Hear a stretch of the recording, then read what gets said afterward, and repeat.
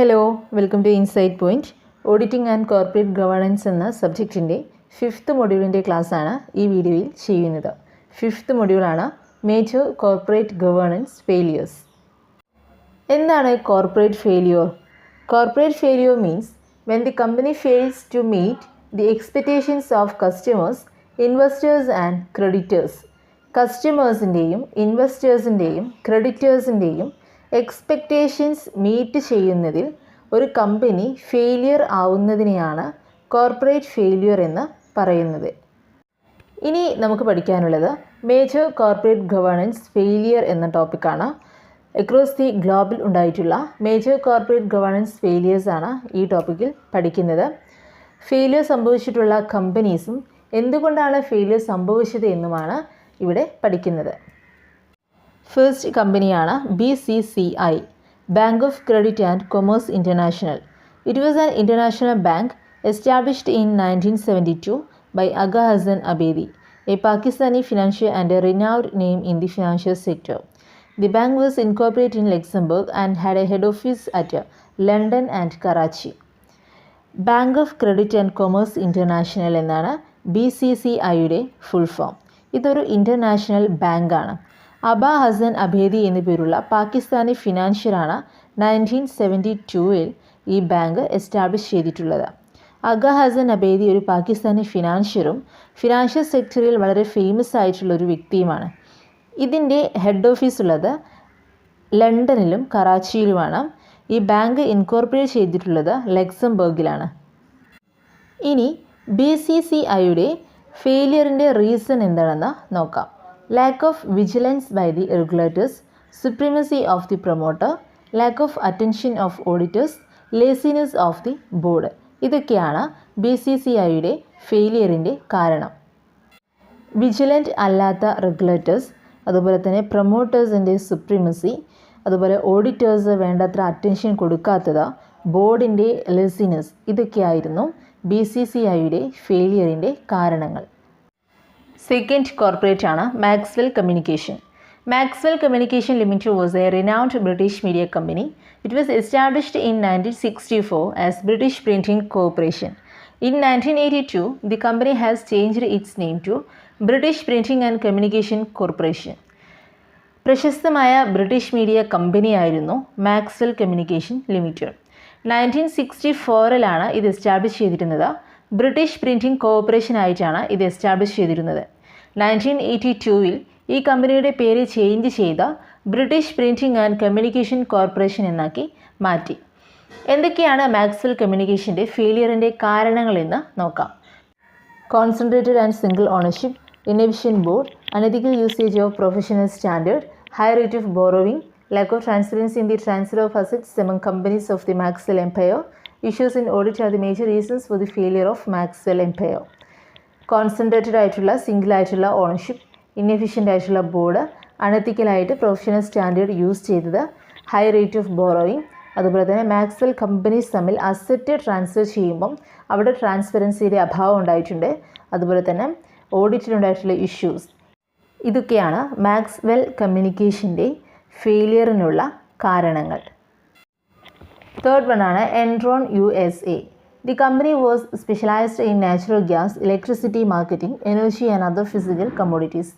The company was formed by merging Houston Natural Gas Company and Internorth of Omaha, Nebraska in 1985. Natural gas, electricity marketing, energy, physical commodities, ഇതിലൊക്കെ specialise ചെയ്തിട്ടുള്ള കമ്പനിയാണ് Enron USA. ഈ company form ചെയ്തത് 1985. 3 companies merge ചെയ്തിട്ടാണ് ഈ company form ചെയ്തിട്ടുള്ളത്. ഹൗസ്റ്റൺ natural gas company, ഇന്റർനോർത്ത് of ഒമഹ, നെബ്രസ്ക, ഈ 3 companies merge ചെയ്തിട്ടാണ് എൻറോൺ USA എന്ന കമ്പനി ഫോം ചെയ്തിട്ടുള്ളത്. എന്താണ് ഈ കമ്പനിയുടെ റീസൺസ് ഓഫ് ഫെയിലിയർ എന്ന് നോക്കാം. മിസ്ലീഡിംഗ് അക്കൗണ്ടിംഗ് പോളിസീസും പ്രാക്ടീസസും ഒക്കെ യൂസ് ചെയ്തതാണ് ഈ കമ്പനിക്ക് ബിഗ് എമൗണ്ട് ഓഫ് ലോസ് ഉണ്ടാവാനുള്ള കാരണം. നെക്സ്റ്റ് വൺ ആണ് Satyam computers service limited. Satyam computers was one of the largest software development and consultancy company in India along with Infosys, Wipro and TCS. ഇന്ത്യയിലുള്ള കമ്പനിയാണ് Satyam computers service limited. Infosys, Wipro, TCS ഇതിൻ്റെയൊക്കെ കൂടെ തന്നെ one of the largest software development consultancy കമ്പനിയായിട്ട് നിൽക്കുന്ന ഒരു കമ്പനിയാണ് Satyam computers. 1987 ഒരു പ്രൈവറ്റ് കമ്പനി ആയിട്ടാണ് ഈ കമ്പനി ഇൻകോർപ്പറേറ്റ് ചെയ്തത്. Misrepresentation of facts, embezzlement of fund, insider trading, accounting malpractices and lack of vigilance by the auditors were the major reasons of Satyam disaster. Embezzlement of fund എന്ന് പറയുന്നത് എന്താണ്? എംബസിൽമെൻറ്റ് of fund എന്ന് പറഞ്ഞാൽ വ്യാജമായ രീതിയിൽ fund obtain ചെയ്യുന്നതിനെയാണ് എംബസിൽമെൻറ്റ് of fund എന്ന് പറയുന്നത്. So എംബസിൽമെൻറ്റ് of fund, അതുപോലെ തന്നെ ഫാക്റ്റ് മിസ്റെപ്രസെൻറ്റ് ചെയ്തത്, ഇൻസൈഡർ ട്രേഡിംഗ്, അക്കൗണ്ടിംഗ് മാൽപ്രാക്ടീസസ്, ഓഡിറ്ററിൻ്റെ ലാക്ക് ഓഫ് വിജിലൻസ്, ഈ കാര്യങ്ങളൊക്കെയായിരുന്നു സത്യം ഡിസാസ്റ്ററിൻ്റെ കാരണങ്ങൾ. നെക്സ്റ്റ് കമ്പനിയാണ് Tata finance. Tata finance is one of the companies operated and owned by Tata group, India's largest and most socially responsible business group. The company was incorporated as a private limited company in 1984 and later converted into a public limited company. Tata group on ചെയ്യുകയും operate ചെയ്യുകയും ചെയ്യുന്ന കമ്പനിയാണ് Tata finance. ഇന്ത്യയിലെ largest ആയിട്ടുള്ളതും most socially responsible ആയിട്ടുള്ള business ഗ്രൂപ്പാണ് Tata group. Tata ഗ്രൂപ്പിൻ്റെ ഉടമസ്ഥതയിലുള്ള കമ്പനിയാണ് ടാറ്റ ഫിനാൻസ്. ഈ കമ്പനി 1984 ഇൻകോർപ്പറേറ്റ് ചെയ്തത്. ഒരു പ്രൈവറ്റ് ലിമിറ്റഡ് കമ്പനിയായിട്ടാണ് ഈ കമ്പനി ഇൻകോർപ്പറേറ്റ് ചെയ്തത്. പിന്നീട് പബ്ലിക് ലിമിറ്റഡ് കമ്പനിയായിട്ട് കൺവേർട്ട് ചെയ്തിട്ടുണ്ട്. Poor investment policies by the management, insider trading by the company executives, concealment of material facts, backdated sales are the major reasons of Tata Finance. മാനേജ്മെൻറ്റിൻ്റെ poor investment policies, insider trading, material ഫാക്ട്സിൻ്റെ concealment, ഇതൊക്കെയായിരുന്നു ടാറ്റ ഫിനാൻസിൻ്റെ ഫെയിലിയറിൻ്റെ കാരണങ്ങൾ. Next കമ്പനിയാണ് Kingfisher airlines. Kingfisher Airlines was a privately owned airline company, has head office at Mumbai and registered office at UB City, Bengaluru, India. Kingfisher airline ഒരു privately owned airline കമ്പനിയാണ്. ഇതിൻ്റെ head office മുംബൈയിലായിരുന്നു ഉണ്ടായിരുന്നത്. Registered office ബംഗളൂരുവിലെ UB സിറ്റിയിലാണ് ഉണ്ടായിരുന്നത്. ഒരു Indian കമ്പനിയാണ് kingfisher airline. Lack of control in cost, unplanned acquisition, competition, ഇതൊക്കെയായിരുന്നു കിങ്ഫിഷറിൻ്റെ ഫെയിലിയറിൻ്റെ കാരണങ്ങൾ. കോസ്റ്റിൽ കൺട്രോൾ ഇല്ലാതെ വന്നത്, അതുപോലെ തന്നെ അൺപ്ലാൻഡ് ആയിട്ടുള്ള ഒട്ടും പ്ലാൻ ചെയ്യാതെയുള്ള എക്വിസിഷൻ, അതുപോലെ തന്നെ കോമ്പറ്റീഷൻ, ഇതൊക്കെയായിരുന്നു കിങ്ഫിഷർ എയർലൈൻസിൻ്റെ ഫെയിലിയറിൻ്റെ കാരണങ്ങൾ. നെക്സ്റ്റ് കമ്പനിയാണ് Ricoh India. Ricoh India was a subsidiary of Ricoh Japan to working in the area of electronics and imaging technology. During the financial year 2012, they have sustained with a loss due to currency fluctuation and thin margin in the operation segment. Ricoh ജപ്പാൻ്റെ subsidiary കമ്പനിയായിരുന്നു Ricoh India. Electronics, അതുപോലെ തന്നെ imaging technology, ഈ ഏരിയയിലായിരുന്നു ഈ company work ചെയ്തിരുന്നത്. 2012 ഈ കമ്പനിക്ക് loss വന്നിട്ടുണ്ട്. ലോസിൻ്റെ കാരണം കറൻസി ഫ്ലക്ച്വേഷൻ ആയിരുന്നു. കറൻസിയിൽ വന്നിട്ടുള്ള ഫ്ലക്ച്വേഷൻ, അതുപോലെ തന്നെ ഓപ്പറേറ്റിംഗ് സെഗ്മെൻറ്റിലുണ്ടായിട്ടുള്ള തിൻ മാർജിൻ, ഇതൊക്കെയായിരുന്നു ഈ കമ്പനിയുടെ ലോസിൻ്റെ കാരണങ്ങൾ. നെക്സ്റ്റ് കമ്പനിയാണ് cafe coffee day. Cafe coffee day was the largest the coffee chain in India, having 1750 branches across India. ഇന്ത്യയിലെ ലാർജസ്റ്റ് കോഫി ചെയിനാണ് കഫേ കോഫി ഡേ. 1750ഓളം ബ്രാഞ്ചസ് ഇന്ത്യയിൽ ഇതിനുണ്ട്. The main governance issue was concentrated ownership. All the decisions and power were exercised by the promoter and promoter group and never considered the interest of other stakeholders. എന്തൊക്കെയായിരുന്നു ഈ കമ്പനിയുടെ ഫെയിലിയറിൻ്റെ കാരണങ്ങൾ?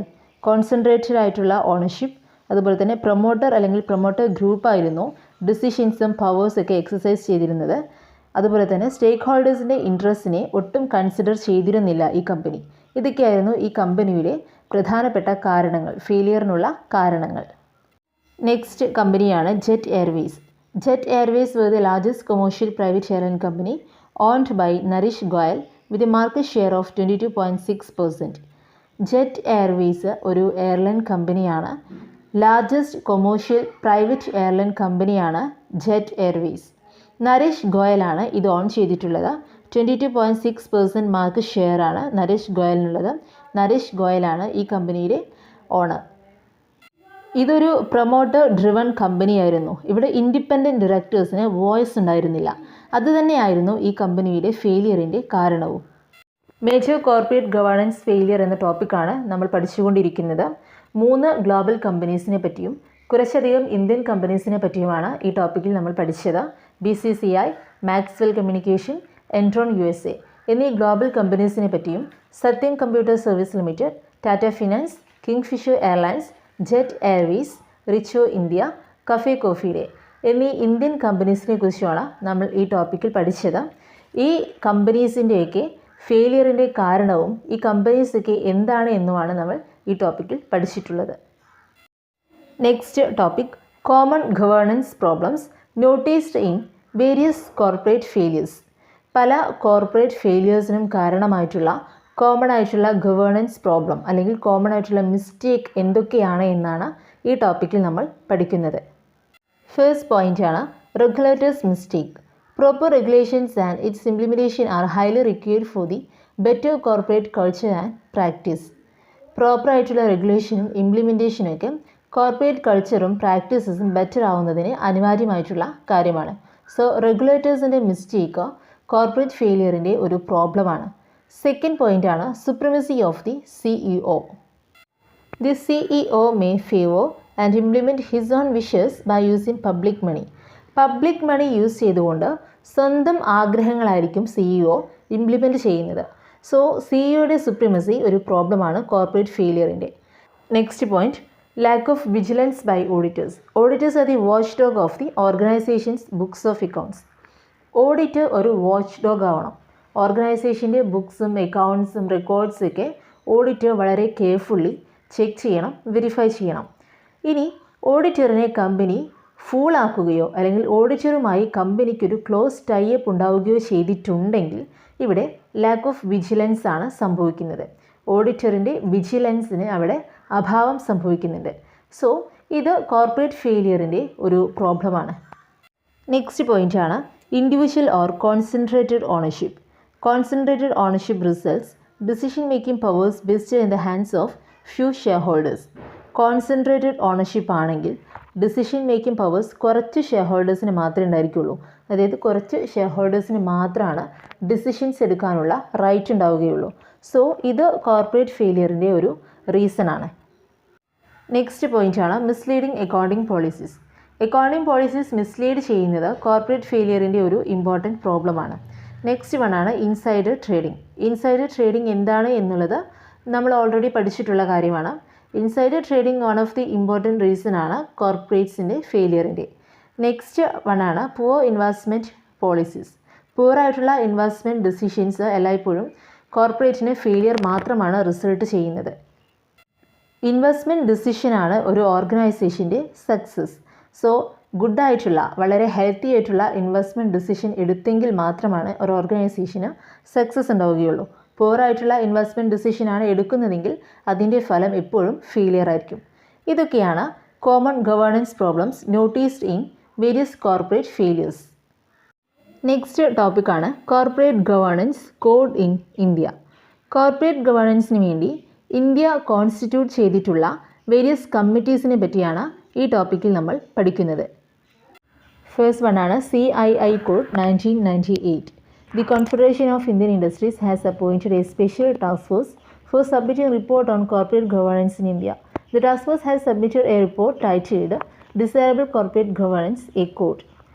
Confederation of Indian industries, അതാണ് CIIയുടെ full form. ഇന്ത്യയിലെ corporate ഗവേണൻസിനെ പറ്റിയുള്ള report submit ചെയ്യുന്നതിന് വേണ്ടി special task ഫോഴ്സിനെ CII അപ്പോയിൻറ്റ് ചെയ്തു. ഈ ടാസ്ക് ഫോഴ്സ് റിപ്പോർട്ട് സബ്മിറ്റ് ചെയ്തു. Desirable corporate governance A code എന്ന ടൈറ്റിലാണ് ഈ റിപ്പോർട്ടിന് കൊടുത്തിരുന്നത്. Desirable corporate governance A code എന്ന ടൈറ്റിലുള്ള റിപ്പോർട്ടാണ് ടാസ്ക് ഫോഴ്സ് സബ്മിറ്റ് ചെയ്തത്. ഈ റിപ്പോർട്ടിലുള്ള വോളണ്ടറി റെക്കമെൻഡേഷൻസ് ഏതൊക്കെയാണെന്ന് നോക്കാം. ഫസ്റ്റ് വണ്ണാണ് board should consist of professionally qualified non executive directors. ഈ ബോർഡിൽ പ്രൊഫഷണലി ക്വാളിഫൈഡ് ആയിട്ടുള്ള നോൺ എക്സിക്യൂട്ടീവ് ഡയറക്ടേഴ്സ് നിർബന്ധമായും ഉണ്ടായിരിക്കണം. സെക്കൻഡ് വണ്ണാണ് the board should meet 6 times in a year, preferably an interval of 2 months. 2 മാസം ഇടവേളകളിൽ 6 പ്രാവശ്യമെങ്കിലും ഒരു വർഷത്തിൽ ബോർഡ് മീറ്റിംഗ് ചേർന്നിരിക്കണം. നെക്സ്റ്റ് വൺ ആണ് no single person should hold directorship in more than 10 listed companies. ഒരു വ്യക്തിക്ക് 10-ലധികം ലിസ്റ്റഡ് കമ്പനീസിൽ ഡയറക്ടർ ആവാൻ സാധിക്കുകയില്ല. നെക്സ്റ്റ് വൺ ആണ് attendance register must be checked before re appointing A director. ഒരു ഡയറക്ടറിനെ റീ അപ്പോയിൻറ്റ് ചെയ്യുന്നതിന് മുൻപ് അറ്റൻഡൻസ് രജിസ്റ്റർ നിർബന്ധമായും ചെക്ക് ചെയ്തിരിക്കണം. ഇതൊക്കെയാണ് CII കോഡിൻ്റെ റെക്കമെൻഡേഷൻസ്. CII കോഡിൻ്റെ വോളണ്ടറി റെക്കമെൻഡേഷൻസ് ആണ് പറഞ്ഞതൊക്കെ. സെക്കൻഡ് വൺ ആണ് Kumar Mangalam Birla committee. To promote and develop corporate governance practices, Securities and Exchange Board of India has appointed a committee on corporate governance in 1999 under the chairmanship of Kumar Mangalam Birla. Kumar Mangalam Birla committee Kumar Mangalam ബിർളയുടെ ചെയർമാൻഷിപ്പിൽ 1999 form ചെയ്തിട്ടുള്ളത്. സെബിയാണ് ഈ കമ്മിറ്റിയെ appoint ചെയ്തിട്ടുള്ളത്. Corporate governance practices promote ചെയ്യുന്നതിനും develop ചെയ്യുന്നതിനും വേണ്ടിയാണ് സെബി കുമാർ മംഗലം ബിർള കമ്മിറ്റിയെ അപ്പോയിൻറ്റ് ചെയ്തിട്ടുള്ളത്.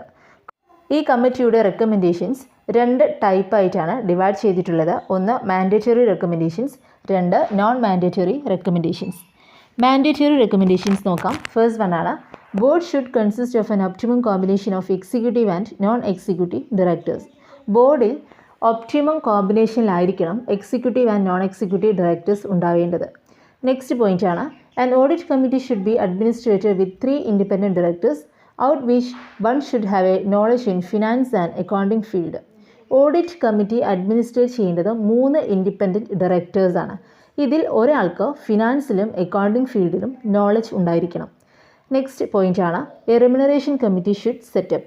ഒരു റെമ്യൂണറേഷൻ കമ്മിറ്റി സെറ്റപ്പ് ചെയ്യണം. നെക്സ്റ്റ് വൺ ആണ് the board should clearly define the role of management. മാനേജ്മെൻറ്റിൻ്റെ റോള് ബോർഡ് ക്ലിയർ ആയിട്ട് ഡിഫൈൻ ചെയ്തിരിക്കണം. നെക്സ്റ്റ് പോയിൻ്റ് ആണ് directors are allowed to be a member of maximum 10 committees. Maximum 10 കമ്മിറ്റീസിൽ മാത്രമാണ് ഒരു ഡയറക്ടറിന് മെമ്പറായിരിക്കാൻ സാധിക്കുകയുള്ളൂ. ഇതൊക്കെയാണ് കുമാർ മംഗലം ബിർള കമ്മിറ്റിയുടെ മാൻഡേറ്ററി റെക്കമെൻഡേഷൻസ്. ഇനി നോൺ മാൻഡേറ്ററി റെക്കമെൻഡേഷൻസ് ആണ് നോക്കുന്നത്. നോൺ മാൻഡേറ്ററി റെക്കമെൻഡേഷൻസ് എന്ന് പറയുന്നത് ഇമ്പോർട്ടൻ്റ് അല്ല, വേണമെങ്കിൽ ചെയ്താൽ മതി, നിർബന്ധമില്ല, അങ്ങനെയുള്ള റെക്കമെൻഡേഷൻസ് ആണ് non mandatory recommendations. Mandatory recommendations എന്താണ്? നിർബന്ധമായും ചെയ്യേണ്ട റെക്കമെൻഡേഷൻസ് ആണ്. സോ നോൺ മാൻഡേറ്ററി റെക്കമെൻഡേഷൻസ് ആണ് നമ്മൾ നോക്കുന്നത്. നോൺ മാൻഡേറ്ററി റെക്കമെൻഡേഷനിലെ ഫസ്റ്റ് വൺ ആണ് role of the chairman. The chairman of the board is eligible for maintaining an office at company cost. Company കോസ്റ്റിൽ ഒരു ഓഫീസ് മെയിൻറ്റെയിൻ ചെയ്യാൻ കമ്പനിയിലെ ബോർഡ് ചെയർമാന് എലിജിബിളാണ്. അതായത് ബോർഡിൻ്റെ ചെയർമാന് ഒരു ഓഫീസ് മെയിൻറ്റെയിൻ ചെയ്യാൻ എലിജിബിളാണ് കമ്പനി കോസ്റ്റിൽ. ഇത് നിർബന്ധമില്ല, വേണമെങ്കിൽ ചെയ്താൽ മതി. നെക്സ്റ്റ് വൺ ആണ് റെമ്യൂണറേഷൻ കമ്മിറ്റി. ഒരു റെമ്യൂണറേഷൻ കമ്മിറ്റി സെറ്റപ്പ് ചെയ്യുക എന്നുള്ളത് നോൺ മാൻഡേറ്ററി ആയിട്ടുള്ള ഒരു റെക്കമെൻഡേഷൻ ആണ്. നെക്സ്റ്റ് വൺ ആണ് declaration of half yearly financial performance and significant event in the past month should be send to the share holders. Half yearly financial performance, അതുപോലെ തന്നെ past മന്ത്സിലുണ്ടായിട്ടുള്ള significant events, ഇതൊക്കെ share ഹോൾഡേഴ്സിന് send ചെയ്യണം എന്നുള്ളത് ഒരു non mandatory റെക്കമെൻഡേഷനാണ്. അതായത് ഹാഫ് ഇയർ ആയിട്ടുള്ള ഫിനാൻഷ്യൽ പെർഫോമൻസിൻ്റെ ഡിക്ലറേഷൻ, അതുപോലെ തന്നെ കഴിഞ്ഞ കുറച്ച് മാസങ്ങളായിട്ട് ഉണ്ടായിട്ടുള്ള സിഗ്നിഫിക്കൻ്റ് ആയിട്ടുള്ള ഇവൻറ്റ്, ഇതൊക്കെ ഷെയർ ഹോൾഡേഴ്സിന് സെൻഡ് ചെയ്യുക എന്നുള്ളത് ഒരു റെക്കമെൻഡേഷനാണ്. പക്ഷേ അതൊരു നോൺ മാൻഡേറ്ററി റെക്കമെൻഡേഷനാണ്. ഇതൊക്കെയാണ് കുമാർ മംഗലം ബിർള കമ്മിറ്റിയുടെ നോൺ മാൻഡേറ്ററി റെക്കമെൻഡേഷൻസ്. നെക്സ്റ്റ് കമ്മിറ്റിയാണ് Naresh Chandra committee. This committee was constituted by ministry of corporate affairs in the light of various scams and scandals. The prime objective of Naresh Chandra committee was to suggest various amendments on auditor-client relationship and the role of independent directors. Ministry of Corporate Affairs ആണ് Naresh Chandra committee constitute ചെയ്തിട്ടുള്ളത്. Auditor client റിലേഷൻഷിപ്പിൻ്റെ മേലെയുള്ള amendments suggest ചെയ്യുക, അതുപോലെ തന്നെ independent ഡയറക്ടേഴ്സിൻ്റെ role അതിനെപ്പറ്റി suggest ചെയ്യുക, ഇതൊക്കെയായിരുന്നു ഈ കമ്മിറ്റിയുടെ പ്രധാനപ്പെട്ട ലക്ഷ്യങ്ങൾ. ഇനി നെക്സ്റ്റ് വണ്ണാണ് നാരായണമൂർത്തി കമ്മിറ്റി. സെബിയാണ് നാരായണമൂർത്തി കമ്മിറ്റി കോൺസ്റ്റിറ്റ്യൂട്ട് ചെയ്തിട്ടുള്ളത്. ഈ committee clause 49 listing agreement review ചെയ്യുകയും അതുപോലെ തന്നെ കോർപ്പറേറ്റ് ഗവേണൻസിൻ്റെ ഇംപ്രവൈസേഷൻസ് സജസ്റ്റ് ചെയ്യുകയും ചെയ്തിട്ടുണ്ട്. നാരായണമൂർത്തി കമ്മിറ്റിയുടെ മാൻഡേറ്ററി റെക്കമെൻഡേഷൻസ് എന്തൊക്കെയാണെന്ന് നോക്കാം. ഫസ്റ്റ് വണ്ണാണ് strengthening of audit committee. Audit കമ്മിറ്റിയെ സ്ട്രെങ്തൻ ചെയ്യണം. Second one, the audit committee members should be financially literate. Audit കമ്മിറ്റിയിലെ മെമ്പേഴ്സ് എങ്ങനെയുള്ളവരായിരിക്കണം? ഫിനാൻഷ്യലി ലിറ്ററേറ്റ് ആയിരിക്കണം. Next one, the executive board should disclose all the business risk in the annual report of the company. കമ്പനിയുടെ annual റിപ്പോർട്ടിൽ ബിസിനസ്സിൻ്റെ മുഴുവൻ റിസ്ക്കും disclose ചെയ്തിരിക്കണം executive board. അതായത് എക്സിക്യൂട്ടീവ് ബോർഡ് കമ്പനിയുടെ ആനുവൽ റിപ്പോർട്ടിൽ ബിസിനസ്സിൻ്റെ റിസ്ക് ഡിസ്ക്ലോസ് ചെയ്തിരിക്കണം. Next, code of conduct for all the board members and senior managers should be implemented and same should be mentioned in the website. Board മെമ്പേഴ്സിൻ്റെയും senior മാനേജേഴ്സിൻ്റെയും code of conduct implement ചെയ്യണം. അത് വെബ്സൈറ്റിൽ mention ചെയ്യുകയും ചെയ്യണം. Next one ആണ്, nominee directors should be appointed by the share holders. Share ഹോൾഡേഴ്സിന് nominee ഡയറക്ടേഴ്സിനെ അപ്പോയിൻറ്റ് ചെയ്യാവുന്നതാണ്.